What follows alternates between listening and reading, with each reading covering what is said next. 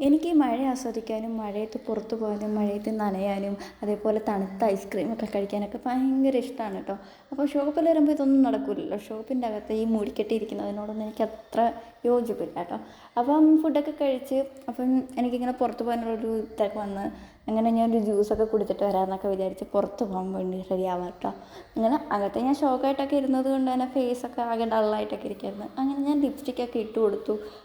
അപ്പോഴത്തേക്ക് ഫേസൊക്കെ ഒന്ന് ബ്രൈറ്റായി. പിന്നെ ഹെയറും ഒന്ന് പോണിറ്റെയിലൊക്കെ കെട്ടി 2 വാലൊക്കെ ഫ്രണ്ടിലോട്ട് പിടിച്ചിട്ട് അപ്പോഴത്തേക്ക് ഓൾ സെറ്റ് എല്ലാം ഓക്കെ ആയി.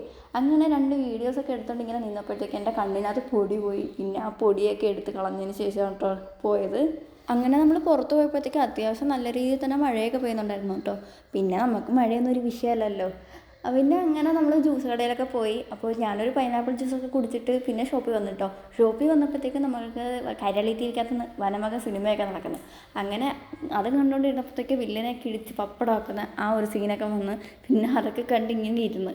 അപ്പം എൻ്റെ വിശേഷങ്ങൾ ഇപ്പോൾ ഇതൊക്കെ തന്നെ. പിന്നെ അപ്പോൾ നിങ്ങളുടെയൊക്കെ വിശേഷങ്ങൾ എന്തൊക്കെയുണ്ട്? അവിടെയൊക്കെ മഴ നല്ല തകർത്ത് പെയ്യുന്നുണ്ടോ? എങ്ങനെയുണ്ട്?